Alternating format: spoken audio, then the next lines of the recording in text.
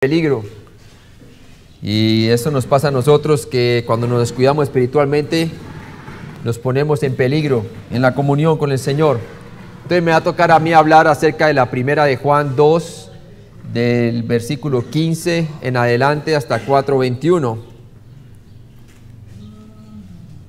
Primera de Juan 2, del 15 al 29, nos habla del cuidado con el engaño que puede robar tu confianza. El engaño que puede robar tu confianza.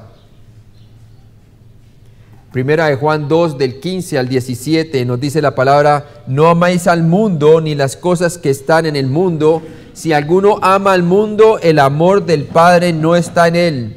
Porque todo lo que hay en el mundo, los deseos de la carne, los deseos de los ojos y la vanagloria de la vida, no provienen del Padre, sino del mundo. No puedes amar a Dios y al mundo al mismo tiempo. La amistad con el mundo es hostilidad para con Dios, como dice Santiago 4:4, ¿verdad? Obviamente, esos no provienen de Dios. Primera de Juan 2, del 18 al 19, hermano. Hijitos, ya es el último tiempo, y según vosotros oísteis que el anticristo viene, así ahora han surgido muchos anticristos. Por esto conocemos que es el último tiempo. Salieron de nosotros, pero no eran de nosotros, porque si hubiesen sido de nosotros, habrían permanecido con nosotros. Pero salieron para que se manifestase que no todos son de nosotros. Entonces, el último tiempo se refiere a esta última dispensación, la edad de la iglesia, antes del comienzo del reino, durante el cual emergerán hombres de la iglesia con mensajes falsos sobre Cristo. Cuidado con lo así llamado iglesia emergente, ¿verdad? Y Judas, versículo 4, nos habla al respecto y nos dice: porque algunos hombres han entrado encubiertamente, los que desde antes habían sido destinados para esta condenación, hombres impíos que convierten en libertinaje la gracia de nuestro Dios y niegan a Dios, el único soberano, y a nuestro Señor Jesucristo. Primera de Juan 2:20. Pero vosotros tenéis la unción del Santo y conocéis todas las cosas. Dios, el Espíritu Santo, quiere guiar a los creyentes a toda verdad y darles discernimiento para que no sean engañados. Acordémonos que esa es la señal de los últimos tiempos. Va a ser la apostasía, ¿verdad? La deserción de la verdad del Evangelio. Dios, el Espíritu Santo, quiere guiar a los creyentes a toda la verdad, y necesitamos desarrollar bien nuestro discernimiento espiritual por medio de la palabra. Primera de Juan 2, del 21 al 23. No os he escrito como si ignorarais la verdad, sino porque la conocéis, y porque ninguna mentira procede de la verdad. ¿Quién es el mentiroso, sino el que niega que Jesús es el Cristo? Este es anticristo, el que niega al Padre y al Hijo. Todo aquel que niega al Hijo tampoco tiene al Padre. El que confiesa al Hijo tiene también al Padre. Lo que habéis oído desde el principio permanezca en vosotros. Si lo que habéis oído desde el principio permanece en vosotros, también vosotros permaneceréis en el Hijo y en el Padre. Los falsos maestros, con sus falsas doctrinas, siempre quieren cambiar quién es Cristo, su verdadera identidad, y restar valor a su obra para salvarnos. Ellos tergiversan el mensaje del Evangelio y no dejan claro cómo ser salvo. Distorsionan el Evangelio, hermano. Esos son los falsos maestros, ¿verdad? Primera de Juan 2:24. Lo que habéis oído desde el principio permanezca en vosotros. Si es que lo habéis oído desde el principio, permanece en vosotros. También vosotros permaneceréis en el Hijo y en el Padre. Nuevamente habla de nuestra comunión con el Señor, de permanecer con Cristo. Esa palabra permanecer va igual con el Evangelio de San Juan, cuando nos habla de Juan capítulo 15, de que Él es la vid y nosotros los pámpanos. Juan advierte a los creyentes que no olviden la verdad que creyeron desde el principio. Dejemos que la palabra de Dios permanezca en nosotros y permanezcamos también nosotros en comunión con Jesús y el Padre. Primera de Juan 2, 25 al 26. Y esta es la promesa que Él nos hizo, la vida eterna. Os he escrito esto sobre los que os engañan. Juan escribe en cuanto a los que están tratando de engañar a los creyentes. Escribe respecto a cómo vivir la vida cristiana que se encuentra en Jesucristo, ¿verdad? ¿Por qué? Lo dice Juan 10:10, nos dice la palabra claramente. Dice así, en Juan 10:10, nos dice: el ladrón no viene sino para hurtar y matar y destruir. Yo he venido para que tengan vida y para que la tengan en abundancia. Primera de Juan 2:27. Pero la unción que vosotros recibisteis de él permanece en vosotros, y no tenéis necesidad de que nadie os engañe, así como la unción misma os enseña todas las cosas, y es verdadera y no es mentira, según ella os ha enseñado, permaneced en él. Nuevamente la palabra permanecer es bien destacada en este capítulo y también en el Evangelio de Juan, ¿verdad? Juan no está diciendo que no necesitamos maestros humanos, lo que está diciendo es que no necesitan que les digan la verdad sobre Jesús venido en carne o su eterna relación con Dios el Padre. Estas verdades estaban siendo negadas por los falsos maestros, ¿verdad? Claramente Efesios 4:11 nos habla de eso, y Primera de Pedro 5 del 1 al 4 y Segunda de Corintios 11:4. Primera de Juan 2:28. Y ahora, hijitos, permaneced en él, para que cuando se manifieste tengamos confianza, para que en su venida no nos alejemos de él avergonzados. Obviamente está hablando cuando venga entonces él, que nosotros tengamos confianza con él, ¿verdad?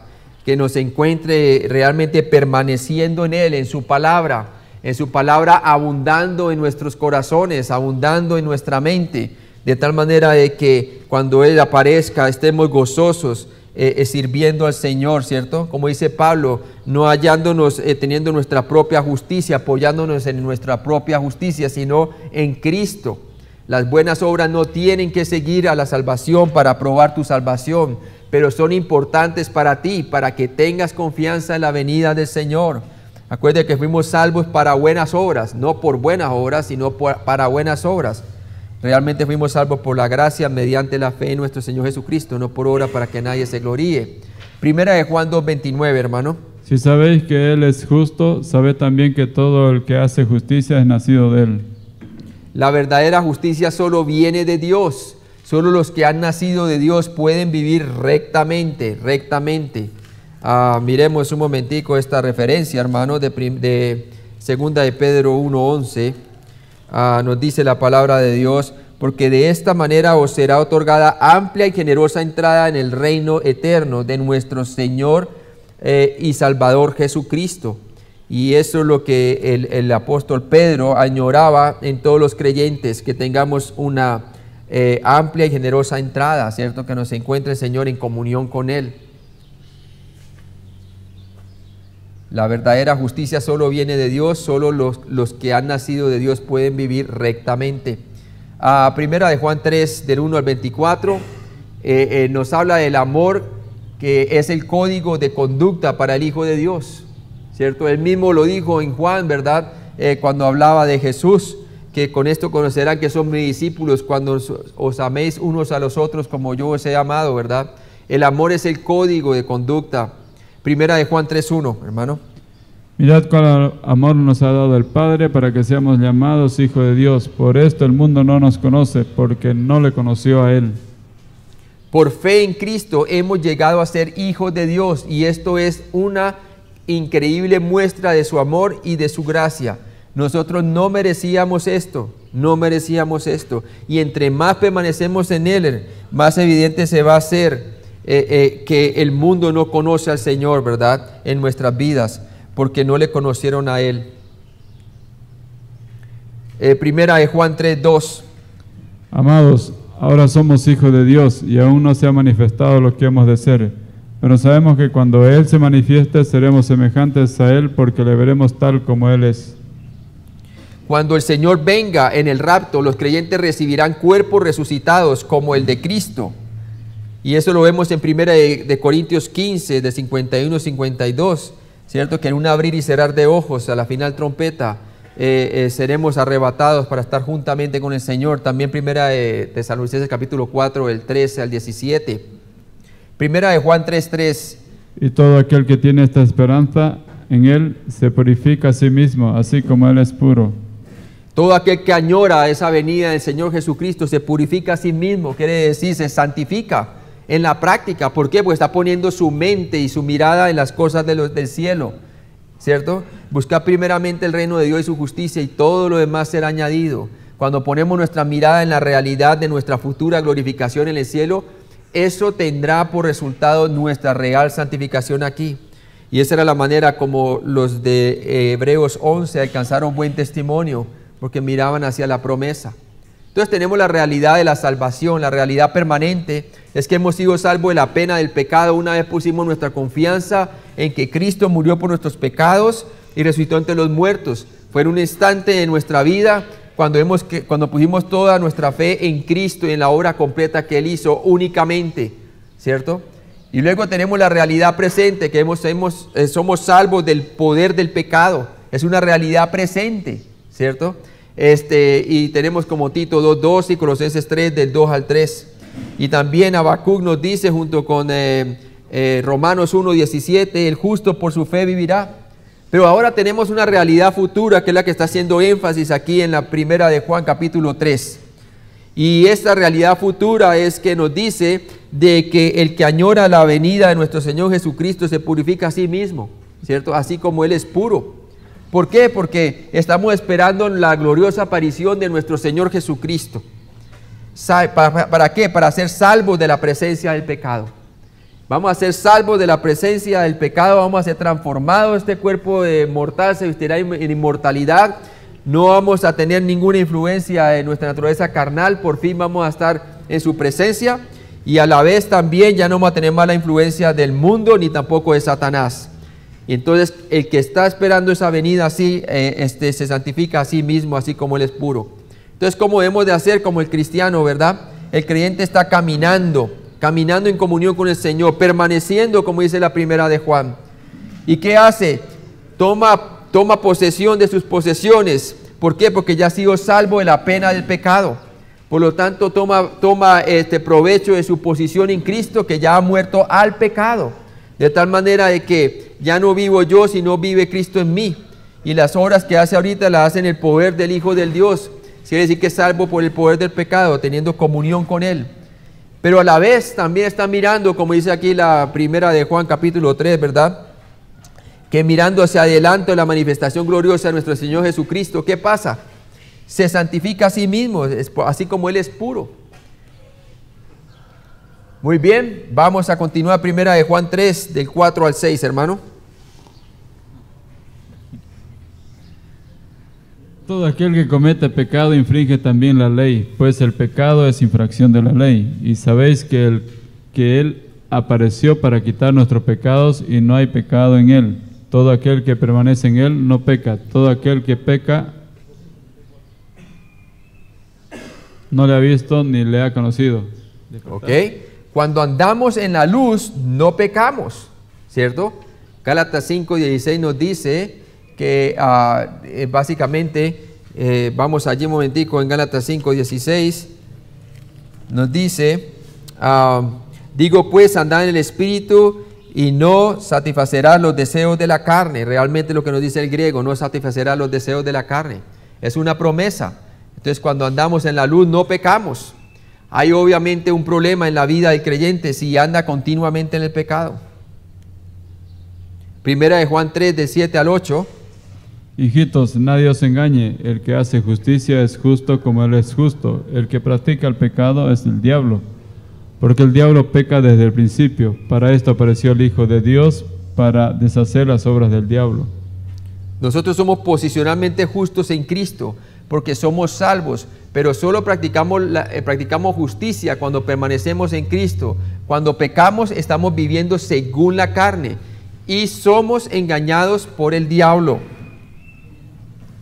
Primera de Juan 3:9. Todo aquel que es nacido de Dios no practica el pecado, porque la simiente de Dios permanece en él y no puede pecar porque es nacido de Dios. La nueva creación que somos en Cristo, que llegamos a ser en el momento de la salvación, no puede pecar. Pecamos cuando no consideramos estar muertos al pecado, ¿cierto? Si no nos consideramos muertos al pecado y vivos con Él, entonces estamos por defecto caminando según la carne. Primera de Juan 3:10. En esta se manifiestan los hijos de Dios y los hijos del diablo. Todo aquel que no hace justicia y que no ama a su hermano no es de Dios. Si no permanecemos en Cristo, no podemos practicar justicia, lo cual incluye amar a todos nuestros hermanos en la fe. Primera de Juan 3, del 11 al 12.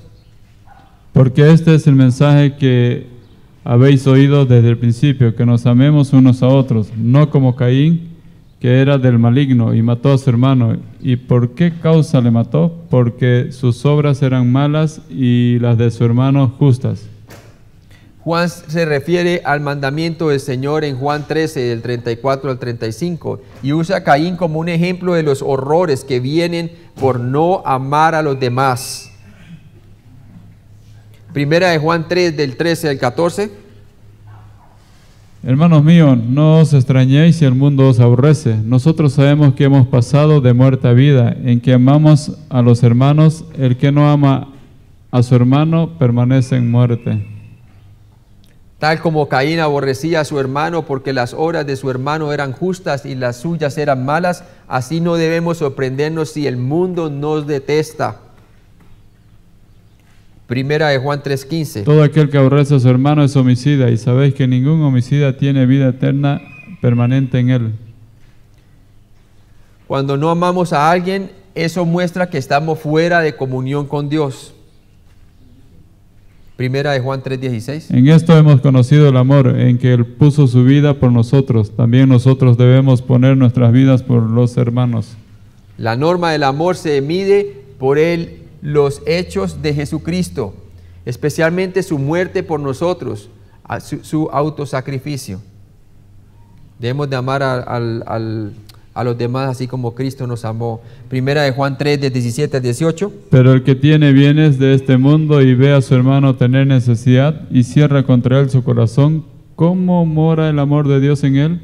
Hijitos míos, no amemos de palabra ni de lengua, sino de hecho y en verdad. Nuevamente aquí muestra claramente así como un paralelo con Santiago, ¿cierto? Haciendo nuestra fe visible. Juan expresa una preocupación similar a Santiago, Santiago 2 del 14 al 17, ¿cierto? Que nos dice que muéstrame tu fe sin las obras y yo te mostraré mi fe por las obras. Juan, entonces, ¿qué clase de vida espiritual estamos viviendo si nos negamos a ayudar a un hermano cuando tenemos los medios y la oportunidad de hacerlo?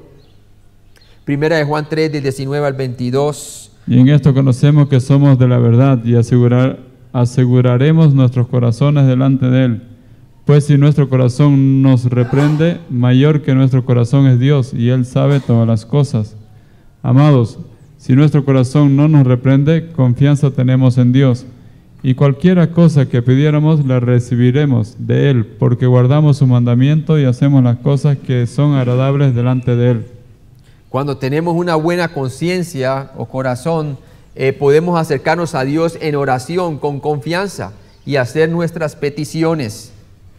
Así como lo dice Hebreos 4:16, que acerquémonos pues con confianza al trono de Dios para alcanzar gracia en el momento oportuno. Primera de Juan 3:23. Y este es su mandamiento, que creamos en el nombre de su Hijo Jesucristo y nos amemos unos a otros como nos ha mandado. Notes el mandamiento de Dios, cree en el nombre de Jesucristo. Primera de Juan 3:24. Y el que guarda sus mandamientos permanece en Dios y Dios en él, y en esto sabemos que Él permanece en nosotros por el Espíritu que nos ha dado. Entonces, permanecer en Cristo tendrá como resultado amor y obediencia. El fruto del Espíritu es en nuestras vidas, confirma que el Espíritu Santo habita en nuestra vida. ¿Continúo? Sigue hasta el capítulo 5. Ok.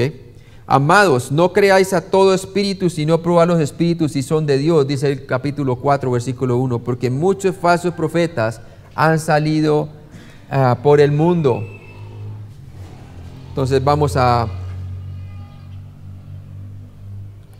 cambiar por el próximo. Sería el 50. Lección 50. Okay.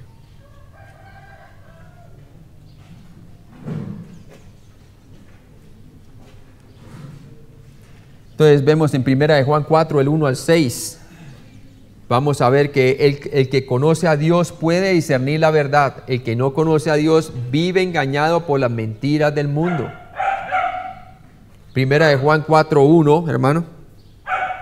Amados, no creáis a todo espíritu, sino probad los espíritus si son de Dios, porque muchos falsos profetas han salido por el mundo. Tenemos que usar la objetiva palabra de Dios para evaluar todas las cosas que oímos y leemos, porque las falsas enseñanzas permean este mundo y se encuentran incluso en la iglesia. 1 de Juan 4, del 2 al 3. En esto conoced el Espíritu de Dios. Todo espíritu que confiesa que Jesucristo ha venido en carne es de Dios, y todo espíritu que no confiesa que Jesucristo ha venido en carne no es de Dios, y este es el espíritu del anticristo, el cual vosotros habéis oído que viene y que ahora ya está en el mundo. El problema en los días de Juan era que algunos decían que Jesús había venido, pero no en carne. Cualquier enseñanza que niega la verdadera humanidad de Jesús es del mundo y no es de Dios. También tenemos la influencia del gnosticismo, ¿verdad? Que dicen que Dios no puede ser conocido. Entonces vemos claramente aquí, hermanos, que realmente nosotros podemos conocer si alguno verdaderamente no confiesa que Jesús ha venido en carne. Ese tiene el espíritu del anticristo. Y mire que dice que el espíritu del anticristo ya está en el mundo. Obviamente el espíritu, pero no la persona todavía del anticristo. Ese será después del rapto de la iglesia, que se va a manifestar como persona. Entonces el problema de los días de Juan era que algunos decían que Jesús había venido, pero no en carne, ¿verdad? 1 de Juan 4, del 4 al 5. Ellos son del mundo, por eso hablan del mundo y el mundo los oye. Nosotros somos de Dios. El que conoce a Dios nos oye. El que no es de Dios no nos oye. En esto nos conocemos el espíritu de verdad y el espíritu de error. Satanás no es el mal que equivale a Dios y a su bondad. El Espíritu Santo que mora en nosotros es mayor que el que está en el mundo. Es decir, Satanás. Mayor el que está en nosotros que el que está en el mundo. 1 de Juan 4, 6. Nosotros somos de Dios. El que conoce a Dios nos oye. El que no es de Dios no nos oye. En esto conocemos el espíritu de verdad y el espíritu de error. Nosotros y nos se refiere a nosotros y no se refiere a Juan y los otros apóstoles que redactaron las escrituras. Esa palabra nosotros y nos se refiere a Juan y a los otros apóstoles que redactaron las escrituras. Dios nos da discernimiento por medio del conocimiento de su palabra para que podamos distinguir la verdad del error. Nuevamente es familiarizándonos con la palabra de Dios, teniendo comunión con ella, que nosotros fácilmente vamos a identificar el error, vamos a tener discernimiento. 1 de Juan 4, de 7 al 21 nos habla de que Dios es amor. 1 de Juan 4, de 7 al 8. Amados, amémonos unos a otros, porque el amor es de Dios. Todo aquel que ama es nacido de Dios y conoce a Dios. El que no ama no ha conocido a Dios, porque Dios es amor. Obviamente, solo el creyente en Cristo puede tener el amor que describe Juan, porque este amor proviene de Dios. No que nosotros hayamos amado a Dios, sino que Él nos amó que primero a nosotros. 1 de Juan 4, del 9 al 10. En esto se mostró el amor de Dios para con nosotros, en que Dios envió a su Hijo unigénito al mundo para que vivamos por Él. En esto consiste el amor, no en que nosotros hayamos amado a Dios, sino en que Él nos amó a nosotros y envió a su Hijo en propiciación por nuestros pecados. Su amor fue demostrable, ¿verdad? Nuestro entendimiento de la grandeza del amor de Dios comienza con la salvación, cuando entendemos que Dios envió a su Hijo como un sacrificio propiciatorio por nuestros pecados. Por eso dice Juan 3:16, porque de tal manera amó, mire que ese amor está en pasado, amó al mundo que dio, ese Dios está en pasado, a su Hijo unigénito, para que todo aquel que en Él cree, eso es lo que tiene que hacer la persona en el presente, creer en el Señor Jesucristo y en su obra completa, para que todo aquel que en Él cree no se pierda, mas tenga ¿qué? La vida eterna. Primera de Juan 4:11, por favor. Amados, si Dios nos ha amado así, debemos también nosotros amarnos unos a otros. Incondicional su amor, ¿verdad? Ofrecido como un regalo para todo aquel que cree en Jesucristo. Nuestro amor de los unos por los otros, como creyentes en Cristo, debería estar motivado por nuestro entendimiento del amor de Dios por nosotros.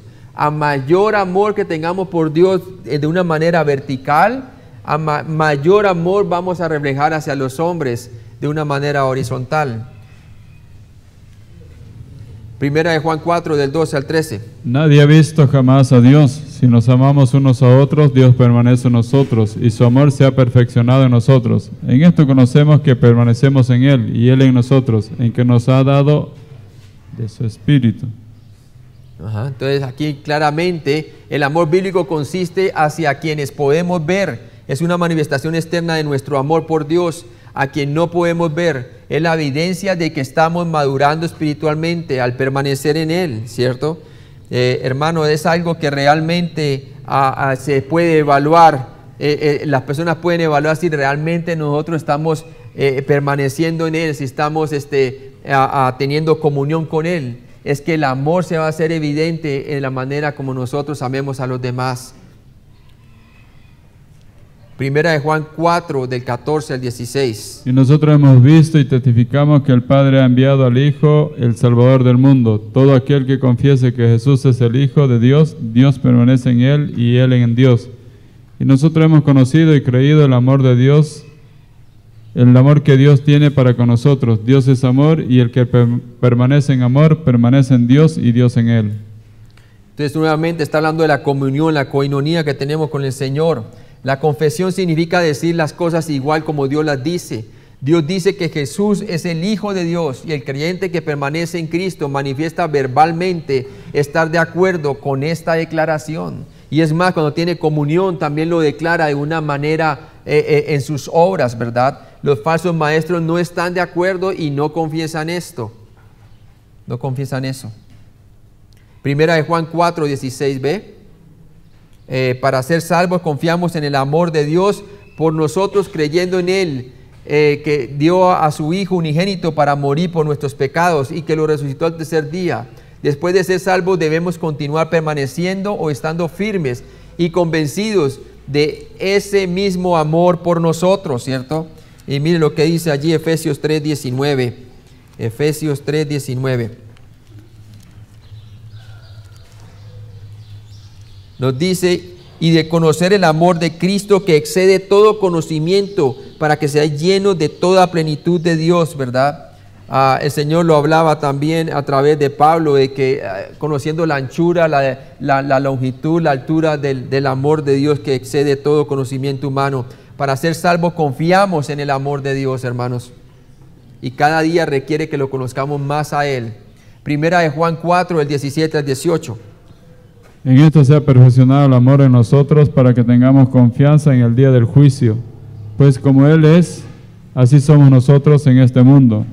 En el amor no hay temor, sino que el perfecto amor echa fuera el temor, porque el temor lleva en sí castigo, de donde el que teme no ha sido perfeccionado en el amor.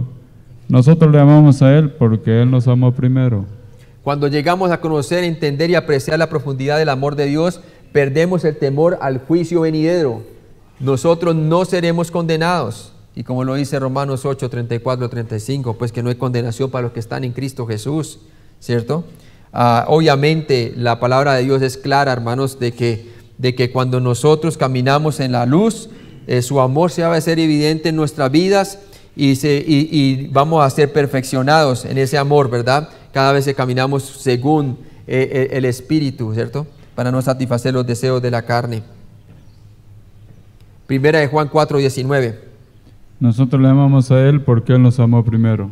Y ese es el principio que siempre hemos de tener en mente, hermanos, que la persona de Cristo, Él tomó entonces la iniciativa de amarnos a nosotros.